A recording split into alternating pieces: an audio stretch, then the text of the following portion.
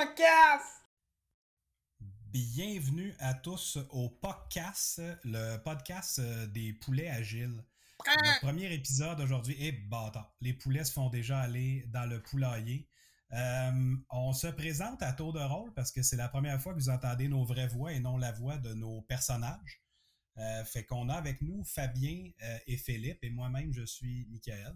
Fabien, je vais te laisser te présenter. Parle-nous de toi un peu. Qu'est-ce que tu fais dans la vie? Qu'est-ce que tu fais dans les poulets?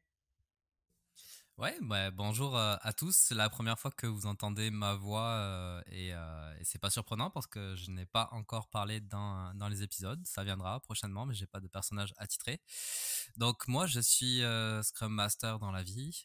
J'ai diverses expériences dans d'autres contextes. Donc le premier, c'était plus une transformation en partant de zéro, en Scrum, ce qui s'est avéré être un petit peu du safe finalement, mais reformé. Puis ensuite, une expérience express dans un endroit qui n'était pas du tout agile et on pourra s'en reparler dans d'autres podcasts justement. Comment identifier finalement une expérience qui est vraiment celle d'un Scrum Master et une expérience vraiment agile sur le marché du travail.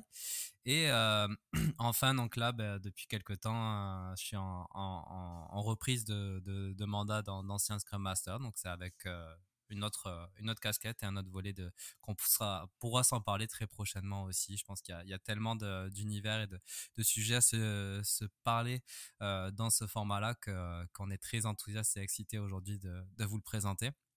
Pour ce qui est des poulets et de ma contribution actuellement, c'est plus au niveau donc de l'écriture des textes, puis aussi sous d'autres formats de podcasts. Potentiellement, on vous en parlera, mais on a voir ensemble comment on a monté, donc monter les poulets et toute la philosophie qui est en arrière. Donc il y a tout cet univers-là dans lequel j'ai contribué également. Pour le reste du montage et du visuel, ça je vais faire la POC à mon prochain animateur qui est Phil, mais ça j'ai pas de crédit là-dessus. Puis toutes les stars du visuel, ça reste Phil et Mike, auquel je vous passe le micro. Donc vas-y Phil, si tu vas y aller. Bonjour, moi c'est Philippe. Dans le fond, moi je suis responsable de tout ce qui est du côté design des poulets. Dans le fond, tout ce qui est le côté visuel, ce qu'on va voir dans tout le côté visuel des poulets. Moi je m'occupe aussi du montage des épisodes et dans le fond, je suis un petit peu avec l'équipe en arrière pour brainstormer, pour trouver des idées, trouver des avenues à explorer, le genre de format d'épisode ou de podcast qu'on veut faire. Dans le fond, c'est un petit peu ça mon rôle là, dans l'équipe. Je trouvais ça, c'est la première fois que je travaille dans un contexte avec de l'agilité, donc je trouvais ça vraiment intéressant de mettre le contexte de l'agilité dans une création d'un média comme ça pour voir comment est-ce que ça peut venir améliorer puis comment ça peut donner du positif à la création d'un produit comme ça. Mike, moi, je te relance la POC, comme on dit. La POC, exactement. Oui, c'est une autre sorte de POC que celle qui est dans le podcast, mais c'est un autre synonyme, on va dire. Moi, c'est Michael. Je m'occupe avec Fabien des textes, même si c'est lui le plus grand des cerveaux en arrière de ceux-ci.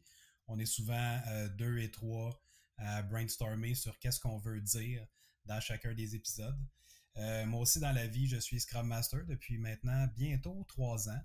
La même première expérience que Fabien avec l'agilité. Et puis maintenant, je suis en mandat chez un client. Et puis j'ai 3 équipes, 4 projets qui vont en même temps. Fait que ça roule. Puis dans les poulets, c'est moi qui ai le bonheur de travailler les voix de la plupart des personnages. C'est moi qui fais tous les personnages sauf Gilles. Notre bon vieux Gilles, c'est Philippe qui le fait. C'est parce qu'à moi, un moment ça. donné, c'est lui, ça, Gilles. C'est ça, c'est lui qui l'avait le mieux, le bon sympathique fermier.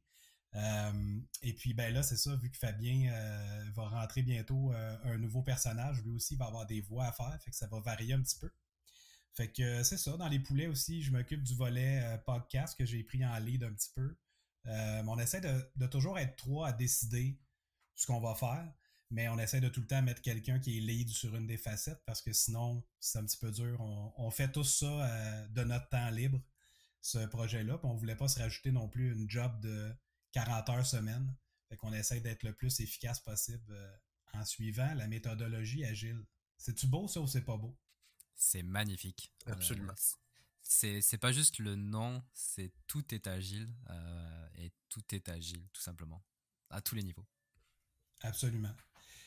Donc, écoutez, le premier épisode, on a choisi 2 sujets qu'on vous les présente maintenant. En fait, on a choisi de parler de l'importance de la transparence et on a choisi aussi de parler de l'adoption de l'agilité au niveau de l'organisation. 2 sujets qui, sérieusement, on pourrait enregistrer des podcasts de 4 heures sur chacun des sujets, puis on n'aurait pas fini d'en parler. Mais l'idée, c'est bien sûr de commencer, ouvrir la discussion, transmettre des choses qu'on a vues dans notre expérience, des trucs et astuces. Un peu tout ça qu'on va discuter dans ce podcast-là qui se veut un peu un complément de qu'est-ce qu'on fait comme épisode à côté avec nos poulets bien-aimés. Fait que je sais pas ce que vous en pensez, les gars. On pourrait commencer avec l'importance de la transparence. Et on pourrait aussi parler de l'importance de la transparence dans l'adoption de l'agilité au niveau de l'organisation. C'est des sujets aussi complémentaires. C'est vraiment un sujet extrêmement vaste, la transparence, mais on peut peut-être commencer en définissant ce qu'on entend par transparence. Transparence dans le cadre Scrum, Agile ou peu importe comment vous appelez ça, puisque c'est plus une question de philosophie en arrière de tout ça. Ça peut apparaître à de multiples niveaux en fait, que ce soit dans les interactions que l'on peut avoir à l'intérieur de l'équipe, entre les membres. Donc la transparence, c'est dire que ça ne fonctionne pas comme on le souhaite, comme on l'avait prévu, si on prend des retards, être honnête les uns envers les autres. Donc il y a ce volet honnêteté dans la transparence, dans les interactions, je pense qu'on peut développer. Mais il y a aussi la transparence en dehors de l'équipe.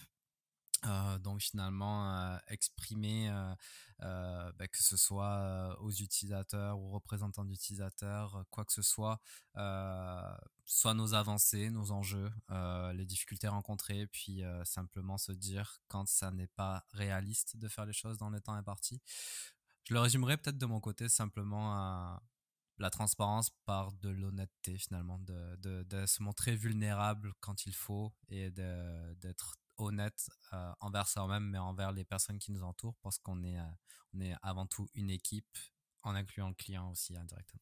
Ouais, je pense que c'est vraiment intéressant, ce côté-là. Moi, du point de vue d'une personne qui n'a jamais travaillé dans un contexte de l'agilité, d'avoir un peu cette crainte. Je pense qu'il y a beaucoup de monde qui vont avoir cette crainte-là dans les premiers temps, de dire, toute cette transparence-là fait que dans le fond, ça donne les outils. Ça, mettons, je fais pas bien quelque chose ou si je suis pas bien intégré dans l'équipe, ça donne les munitions contre moi. Mais en réalité, c'est le contraire et c'est aussi que la transparence, elle est du niveau de la gestion aussi, que eux aussi, leur transparence vont montrer les bons, les mauvais coups, puis qui permet à toute l'équipe de grandir ensemble, puis de justement de pas avoir toutes ces cachotteries ou d'avoir peur de faire ou de pas faire quelque chose, de prendre responsabilité ou de prendre action. Donc, c'est ça, je trouvais ça vraiment intéressant par rapport au contexte d'une équipe d'agilité.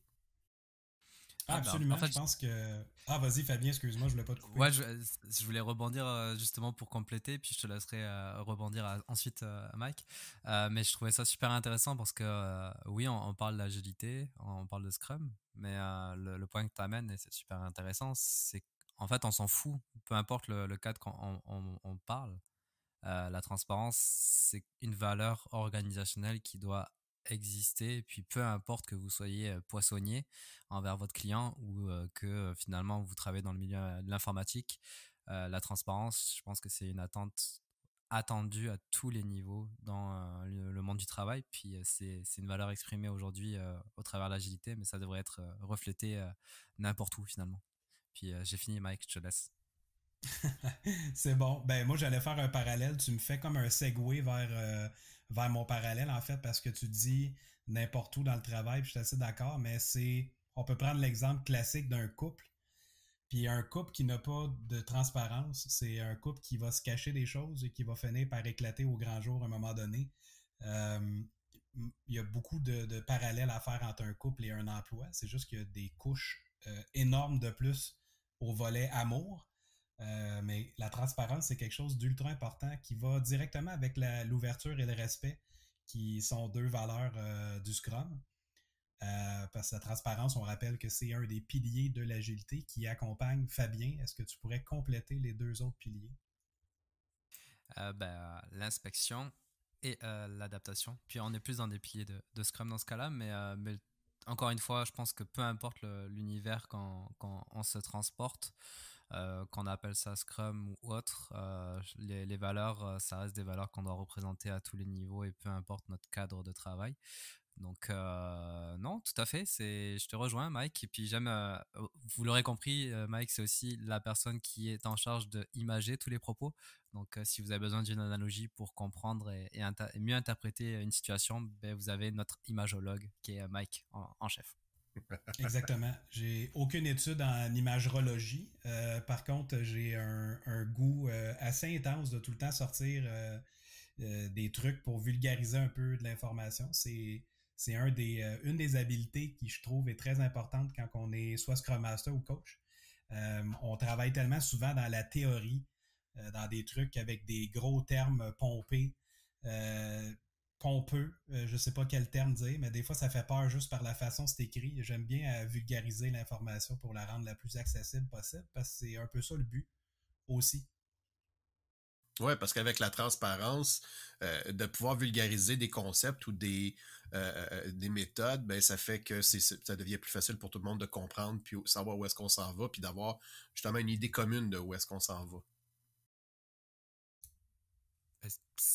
Tant qu'on est dans le sujet de la transparence, je pense que et qu'on est sur notre premier podcast, je trouve que c'est une excellente opportunité pour nous-mêmes faire preuve de transparence ou d'une forme de transparence en vous exprimant, et c'est quelque chose qu'on essaie d'exprimer du moins au fur et à mesure qu'on écrit des articles, qu'on vous envoie des vidéos, maintenant qu'on va vous partager des podcasts. On prétend pas avoir la science infuse, puis c'est ça qui est beau en fait. C'est que un des parallèles que l'on fait en travaillant sur ce projet, c'est qu'on veut s'auto-développer et apprendre de nous, puis apprendre avec vous aussi, qui nous écoutez. Donc, une des premières marques de transparence qu'on peut faire de notre côté, c'est de vous dire que simplement, on ne connaît pas tout. Puis, on ne pourra jamais répondre à toutes les situations, mais c'est une forme de vulnérabilité. On n'est pas, on est des formes d'experts parce on le côtoie au quotidien, ce métier-là, mais ça fait pas de nous pour autant des experts de votre contexte, de vos situations. Et puis c'est un peu ça aussi qu'on essaie de transformer, d'expliquer via ce podcast, c'est que finalement la transparence, c'est de se dire les choses. Puis on peut commencer dès aujourd'hui en vous disant ça, c'est que nous aussi, on apprend au jour le jour.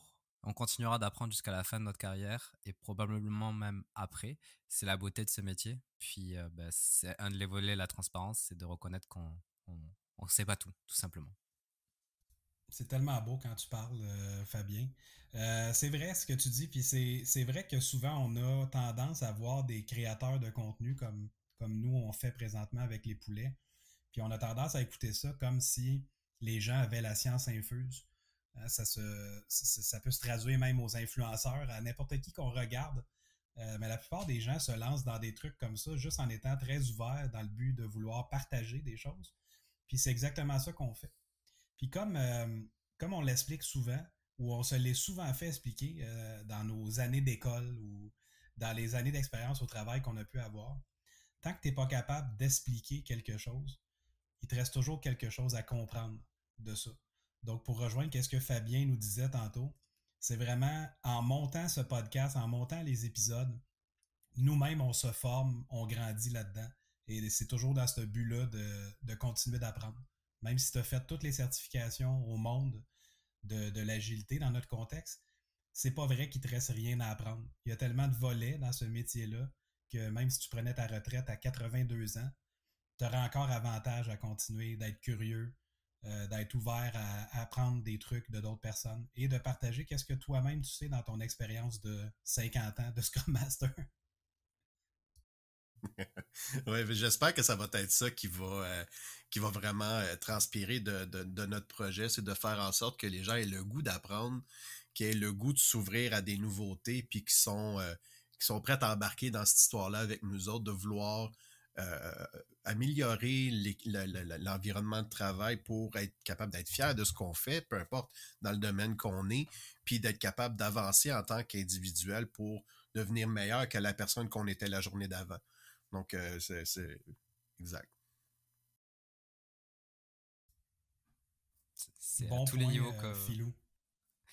comme tu dis, c'est à tous les niveaux. Puis je pense que c'est un peu, je trouve ça amusant quand on fait son autocritique, c'est que on part d'un projet qui peut paraître absurde en amont, puis je pense que c'est quelque chose qu'on veut essayer de travailler avec vous. On est sur l'absurdité pure de mettre des poulets dans un contexte d'une entreprise, puis vous pourrez y faire tous les parallèles que vous imaginez. Puis c'est un peu ça aussi quand on exprime aujourd'hui, c'est que toute l'interprétation que vous allez vous faire en regardant nos contenus, ça vous appartient parce que c'est votre perception et c'est votre interprétation justement de ce contenu-là. Nous, on amène quelque chose avec des intentions qu'on vous exprimera encore et encore, mais au final, ben, ce que vous en faites, la façon dont vous le décrivez, l'interceptez, le reprenez et le partagez, ben, finalement, ça vous appartient. Donc, on est juste on véhicule un message, on a notre propre interprétation de ces messages-là, puis ben, ça vous amène là où ça va vous amener, puis si ça vous amène plus loin dans vos vies, on sera déjà tous heureux là-dedans. Et puis, pendant qu'on est là, juste pour le bien de nos auditeurs, juste de donner une petite idée, genre, ça vient de où, ça, les poulets? Ça a été quoi l'élément en arrière qu'on a décidé de se nommer les poulets? Puis pourquoi on a utilisé les poulets comme base pour ce projet-ci? Mike, je suis obligé de te la laisser, celle-là. Ben oui, écoute, c'est que moi, personnellement, j'écoutais beaucoup de contenu sur YouTube et autres plateformes de vidéos sur l'agilité. Puis ce qu'on voit souvent, c'est ce qu'on voit presque tout le temps, en fait, c'est les gens en tant que tels se filmer et parler de ça, ce qui est comme la norme sur YouTube pour ça. Et nous, on voulait approcher ce projet-là dans un autre angle où c'est carrément des personnages qui sont mis dans ces mises en situation-là, si on veut, dans le but d'expliquer l'agilité. C'est un peu pour ça qu'on a parti notre projet de la base, parce on veut comme raconter une histoire avec ce contexte-là. Donc, on part de quelque chose qui est très, très de base pour aller faire, écoutez, j'ai même pas regardé le line-up qu'on a, mais sérieusement, je pense qu'on pourrait faire des émissions pendant 4 ans, puis on n'aurait même pas touché à 20% de ce qu'on a le goût de raconter comme histoire. Donc, le podcast, c'est un peu le complément qu'on veut faire pour être capable de donner d'autres trucs et astuces, avoir des discussions ouvertes avec les gens pour des points qui sont un peu plus avancés que où on est rendu dans nos épisodes. Parce que ça prend pas 4 minutes à monter ces épisodes-là, c'est quand même quelque chose de méticuleux comme travail à faire. Puis comme je disais tantôt, on a tous des emplois à temps plein. Donc, les poulets agiles, en gros, c'est ça qu'on voulait faire. On voulait faire un monde un peu éclaté dans lequel on fait plein de références de films, de jeux vidéo, mais qu'à la place d'être nos visages à nous, qui sommes les acteurs, puis qu'on change de casquette puis de polo pour dire qu'on est rendu un autre personnage, on a créé des poulets. Puis les poulets agiles, parce que Gilles, c'est aussi le fermier, puis parce que tout le monde fait ce jeu de mots-là. Agile, c'est qui ça, Gilles? Ben nous autres, on l'a mis dans nos émissions, Gilles. On se l'est auto-approprié. Écoute, j'avais un point, ça m'est sorti de la tête un petit peu, mais c'était tellement beau encore une fois quand tu as amené tout ça. Ouais, bah, je pense que là où je voulais un peu aller avec cette idée-là aussi, c'est le fait de ne pas avoir de représentation physique de nous-mêmes. Je pense que c'est un peu... On cherche pas non plus à avoir tout le crédit de ce qu'on en produit et de se mettre en avant. On veut pas devenir nécessairement nous-mêmes une image de marque. Le fait de le représenter à travers des personnages, c'est un peu ça aussi, de se détacher de cet univers-là. Ce que je peux dire aussi, c'est que toute ressemblance avec des personnes que vous rencontreriez dans la vie réelle est probable. Puis c'est justement ça qu'on trouve amusant, c'est que on aimerait ça que si c'est pas vous-même que vous vous auto-caractérisiez dans ces personnages qu'on vous présente, mais au moins de faire des parallèles avec des personnes que vous rencontrez dans votre vie au travail à chaque jour. C'est le volet un peu amusant aussi sur lequel on voulait travailler. Parce qu'on prend des personnes volontairement à profil général selon leur poste et leur posture. Mais on veut jouer un peu aussi avec ça avec vous, là. C'est que vous puissiez faire des parallèles soit avec vous-même et d'en apprendre justement sur vous-même. Ah, c'est vrai que parfois je suis un peu comme ça, puis c'est pas forcément sain que je sois comme ça, ou à l'inverse de faire un parallèle avec une personne dans votre monde du travail. Puis l'idée n'est pas de vous moquer de lui nécessairement, mais plus de voir ben, justement, oh c'est vrai que j'avais jamais remarqué ça de cette personne, puis je viens de faire le parallèle avec ce que je viens de voir, de ce que je viens d'entendre, de ce que je viens de lire.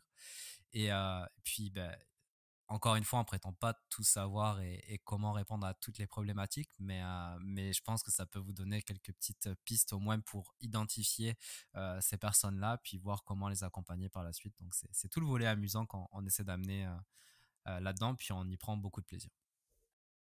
Moi, je parle, on peut continuer de parler de transparence. Moi, du côté design, moi, mon background est beaucoup plus en design graphique. Donc, ce qui est plus imprimé, ce qui est du visuel. Mais je me suis toujours intéressé au montage vidéo et j'ai été un peu curieux sur l'animation. Donc, moi, ce projet-là, dans le contexte d'un projet agile, ça fait que moi, je suis capable de faire du training, puis je suis capable d'apprendre une nouvelle chose puis d'incrémenter à chaque fois des nouveautés dans ce qu'on est en train de faire, qui fait que, dans le fond, si on parle dans un contexte de sprint, à chaque fin de sprint, on regarde qu'est-ce qui a fonctionné, qu'est-ce qui n'a pas fonctionné, qu'est-ce qu'on continue de bien faire, puis qu'est-ce qu'on peut améliorer. Puis, dans le fond, moi, je le mets en contexte avec mon apprentissage des outils que j'ai besoin pour faire soit les vidéos ou les animations qu'on a besoin de faire avec les poulets. C'est ça. J'aime la fin. Ouais, hein? On dirait que j'ai de la misère à terminer mes pensées. Je pense que c'est. Ça fait une belle chute. C'est ça. Je pense que tu es ému, Philippe, dans ton explication. Ça doit être ça. Écoute. Mais oui, effectivement, parlant de transparence mal adaptée, moi je pourrais carrément dire, bon, c'est ça, Philippe, il le fait juste pour lui. Tu vois, ça, c'est un exemple de très mauvaise transparence. Fallait en donner un dans le cadre du podcast. Puis, écoutez, je pense qu'on va couper le sujet de la transparence bientôt pour pouvoir passer à l'autre sujet. Puis, on pourra revenir dessus dans des exemples concrets de transparence à plusieurs niveaux. Fabien avait parlé un peu au début. On va rajouter ça dans notre backlog. On n'aura pas le choix de toute façon de continuer et de la reprendre cette thématique-là. C'est beaucoup trop vaste pour s'en parler en quelques minutes. Exactement. Fait que l'autre sujet, on peut juste l'amener, qui était l'adoption de l'agilité au niveau de l'organisation. Moi, j'ai sorti ce sujet-là parce que après bientôt 3 ans d'expérience, j'observe des trucs et à force de parler avec d'autres Scrum Masters dans notre communauté où on travaille, Fabien et moi, on remarque qu'il y a beaucoup de gens qui sont pris avec le même modèle, si on veut, où ce que les équipes, on leur demande d'être agiles, mais tout ce qui est au niveau de l'organisation, les ventes, les ressources humaines, la vice-présidence, les directions, peu importe, là, on peut toutes les nommer, ces gens-là ne savent pas tant comment ça fonctionne et continuent de faire des demandes comme si les équipes étaient tout le temps à se tourner les pouces. Il y a comme un manque de partage de vision, il y a comme un manque de... Tu sais, c'est pas complet. Tu peux pas juste avoir des équipes agiles qui travaillent en agilité, et alors que le reste de l'organisation ne l'est pas. C'est un peu ça le sujet que je voulais qu'on traite aujourd'hui. Est-ce que tu entends par là que il manquerait d'encadrement pour les personnes en dehors des équipes qui sont justement agiles ou qui tentent de l'être dans leur contexte? Ben, écoute, je te relancerai une question moi aussi parce que, tu sais, on est des bons coachs, on peut juste se poser des questions sans réponse. mais en tant que tel, je te dirais, est-ce qu'ils ont le goût de l'avoir, de l'accompagnement, ces gens-là? Et là, on s'embarque dans un sujet qui va prendre plus que 15 minutes, je pense. Ah, ben, c'est un autre truc qui va prendre un bon bout de temps, mais je voulais orienter surtout la discussion à est-ce que vous avez de l'expérience avec ça? Fabien, as-tu déjà vécu ça? Puis nous parler un peu de ça dans tes mots. Par où commencer? Je dirais que je commencerai en fait, je suis comme ça dans ma personnalité, mais je prends souvent je- pour base de départ que chaque personne est bien intentionnée. Et puis, un gestionnaire qui est un peu trop contrôlant a des bonnes intentions en arrière. Puis, quand je parle contrôlant, c'est quelqu'un qui devient intrusif et évasif sur le travail que les personnes peuvent faire et la direction à donner. Mais aussi, on parle de gestionnaire, mais c'est vrai aussi pour les ressources humaines. Quand on recherche, par exemple, un Scrum Master sur le marché, j'en parlais très brièvement tout à l'heure, quand ils postent une annonce, ce ne sont pas eux-mêmes les experts du rôle de Scrum Master. C'est un manque de connaissances, puis aller faire une recherche soit sur Internet ou une description rapide d'une interprétation qu'une autre personne pourrait en faire au sein même de l'organisation. Euh, Tout ça fait que c'est pas des personnes mal intentionnées, je pense que c'est juste des personnes qui ont besoin d'un cadre. Ce que on exprime, puis c'est aussi, si on se met dans leurs chaussures, tu sais, t'es pas forcément au quotidien avec les personnes qui travaillent et qui essaient d'implanter cette philosophie-là au travers donc les Scrum Masters, mais on passe les connaissances à toutes les personnes autour de nous. Ça fait partie de notre rôle, donc aussi bien dans l'équipe que les gestionnaires et autres personnes dans l'organisation. Ça fait partie de notre rôle. Mais c'est vrai que quand on est concentré au jour le jour sur des enjeux quotidiens auprès des équipes ou du produit ou du client, d'ailleurs le client ça fait partie des personnes parmi lesquelles on doit inclure dans cette philosophie donc de l'implantation de l'agilité. Mais les personnes qui sont un peu plus éloignées, ce sont forcément les personnes les plus à risque d'interférer et de commettre des erreurs qui peuvent influer indirectement sur notre travail. Donc, encore une fois, je pense que bien souvent, c'est pas 100% des cas parce que l'être humain n'est pas de blanche, mais dans la quasi-totalité des cas, les personnes sont quand même bien intentionnées. Puis je pense que c'est un travail qu'il faut faire avec toutes ces personnes-là autour. Et puis c'est malheureusement un travail qui a tendance à être négligé. Quand on parle d'adoption d'agilité, c'est bien souvent au sein même des équipes qu'on se concentre. Et comme si finalement les équipes étaient le problème. Mais le problème est peut-être ailleurs parfois dans certains contextes. Puis je vous laisse avec cette piste de réflexion, Philippe Mais en et fait, c'est ça Michael. que moi je voudrais savoir dans une situation comme ça où est-ce qu'on est en train d'intégrer l'agilité dans une compagnie comme ça. Tu sais, on s'attendrait à ce que justement la direction ou le leadership soit un petit peu sur la même longueur d'onde, mais on se rend souvent compte que c'est pas nécessairement le cas ou que une autre personne d'une autre équipe n'a pas nécessairement le même contexte. Ce serait le rôle à qui de faire en sorte qu'on protège un peu la méthode agile ou qu'on essaie euh, de donner les bons arguments en fait à ces gens-là dans la position de leadership pour leur donner l'opportunité de de laisser l'équipe faire le travail comme qui a été envisionné pour donner le meilleur résultat possible. Ce serait à qui ce rôle-là? Tu veux t'essayer, Mike, ou tu veux que j'y aille? Ben, je peux y aller. En fait, c'est que ça dépend vraiment du contexte. Ça va être souvent notre début de réponse pour la plupart des questions de ce style-là. Parce que, en tant que tel, si on suit juste la théorie, ça serait au rôle du Scrum Master d'aller accompagner aussi le niveau de l'organisation. Après ça, quel type de mandat ce Scrum Master-là a? C'est quoi ses possibilités d'aller avoir des discussions avec ces gens-là puis de les accompagner? Est-ce que deux, il a le temps de le faire avec le type de mandat qu'il a? Est-ce que trois, il manquerait pas de l'accompagnement au quotidien pendant un certain temps avec un paquet de gens dans le but de bâtir de quoi où ce que le Scrum Master travaille avec ces coachs-là, qui eux travaillent au niveau de l'organisation, dans le but après ça d'aller tranquillement, pas vite, faire changer les choses pour le mieux, mais en ayant des informations qui viennent du bas, comme des informations qui viennent du haut pour qu'est-ce qu'on aurait à changer dans les équipes pour que tout ça fasse du sens. Je compléterai l'excellente réponse de Michael en ajoutant le point que je pense qu'il faut comprendre c'était quoi le besoin initial. Pourquoi on a émis cette hypothèse et ce besoin finalement d'adopter un framework bien spécifique. Désolé pour l'anglicisme, mais mais c'est quoi le besoin à la base? Et s'il y a des contentieux au sein même de l'organisation sur cette implantation-là de façon de faire, essayer de comprendre pourquoi il y a ce contentieux bien en amont, parce que en fait tu soulèves une question, Philippe, qui est super intéressante. C'est que parfois, si une personne ne se sent pas impliquée, ou si elle ne comprend pas le besoin, puis attention, hein, je mets un petit highlight, bien que les intentions et la philosophie en arrière, je pense, devraient être appliquées dans tout projet.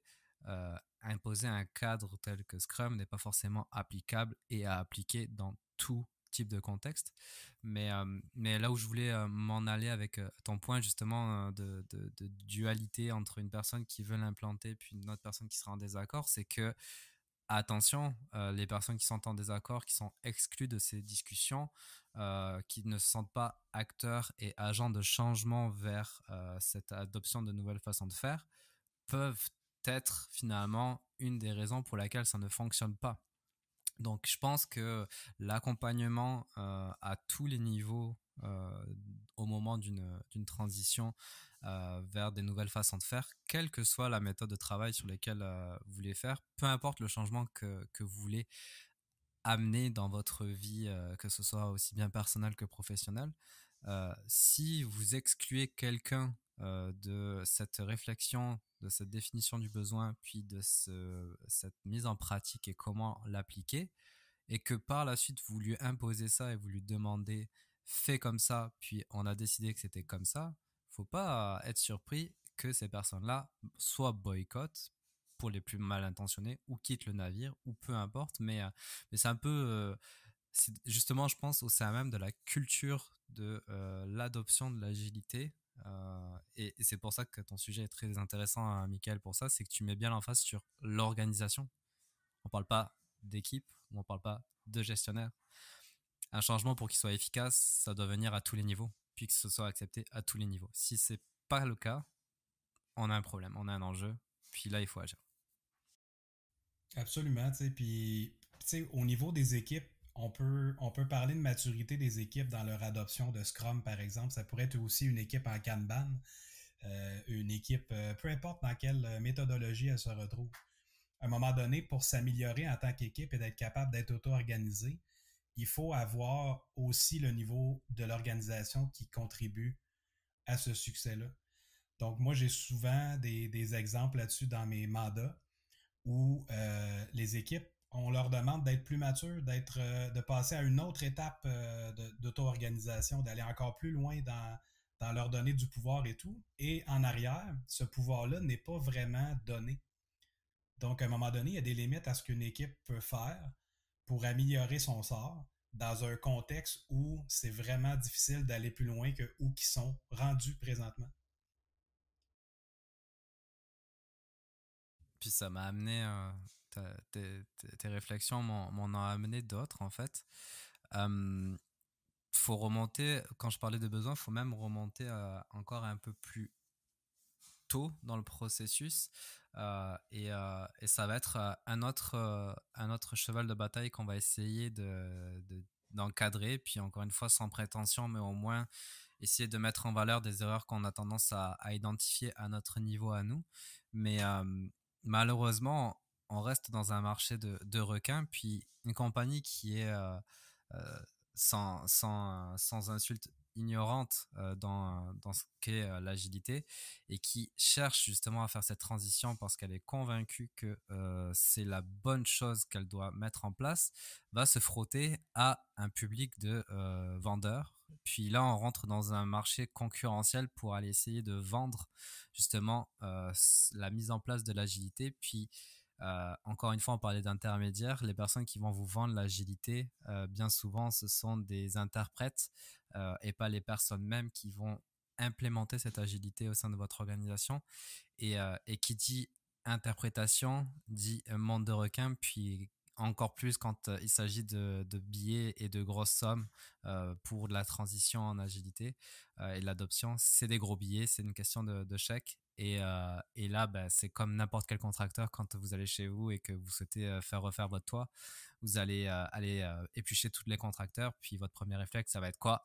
Aller prendre celui qui va être le moins cher. Donc, pour toutes ces raisons-là, il y a évidemment des personnes qui interfèrent dans ce processus d'adoption. Bien souvent, ça vient de l'externe, puis quand ça vient de l'externe, ça passe par des vendeurs. Aucun blâme contre eux parce que c'est leur rôle de vendre. Par contre, nous, ce qu'on va vouloir essayer de développer, c'est de vendre en toute transparence, en fait. Et je pense que c'est un des volets qui est intéressant et ça nous fait rebondir aussi sur un autre aspect de la transparence, c'est la transparence au moment de la vente. Et ça a une influence indirecte aussi parce que si on vous vend une fausse image de ce qu'est l'agilité ou de fausses répercussions, de faux bénéfices, ben, vous allez avoir des attentes et indirectement, si ces attentes ne sont pas répondues, vous allez être déçu en tant que personne qui va sortir de chéquier. Et qui dit déception dit par la suite une cascade de mauvaises situations qui vont se produire et de stress mis sur les équipes parce que c'est pas ce qu'on m'avait vendu. Vous m'avez vendu qu'on va être plus efficace, qu'on va livrer 2 fois plus, qu'on aura 3 fois moins de bugs. Si c'est pas le cas, vous allez être déçu. Fait que si je comprends bien, on a une équipe de poulets qui rentre dans un monde de requins. Est-ce que c'est ça qu'on appelle un surf and turf? C'est une très bonne question. Je dirais que nous, dans notre monde de poulets, tous ces personnages-là vont être quand même des poulets. Donc, rien ne nous empêche, Philippe, de faire poulet-requin un jour, par exemple, lorsqu'on introduira le vendeur, qui s'en vient dans quelques épisodes. J'aimerais bien lui voir un petit bout de requin sur lui, là, à la Jaws. OK, on prend ça en note. On met ça dans le backlog. Backlog! On vient de remplir notre backlog méchamment, là. C'est à ça que ça sert aussi, le podcast. C'est parce qu'il faut dire aux auditeurs qu'on n'est pas en train de se rencontrer 14 fois par semaine non plus pour bâtir tout ce qu'on crée comme contenu. Donc, ça nous permet de faire nos meetings en même temps. On est vraiment agile. On s'adapte. 100%. Mais tu sais, pour compléter un peu qu'est-ce que tu disais, Fabien, je pense que tu en avais déjà parlé tantôt quand on a commencé. C'est sûr que tout dépend de comment ça a été vendu, parce que tout dépend du départ de tout ça. Puis en tant que tel, dans chaque contrat avec les compagnies, avec des fournisseurs, avec des consultants dans le cas de la vente de l'agilité, dans chaque contrat, il y a des indicateurs de performance, à savoir si la compagnie a rempli son mandat ici. Puis lors de la définition de ceux-ci, si c'est n'importe quoi ce qui est vérifié là-dedans, puis ça a été vendu comme étant X, puis finalement c'est Y qui est en place après qu'ils partent, mais que c'est pas ces indicateurs-là qui vérifiaient dans le contrat pour voir si ça a été avec succès, mais c'est bien entendu que le navire part déjà tout croche vers une autre destination.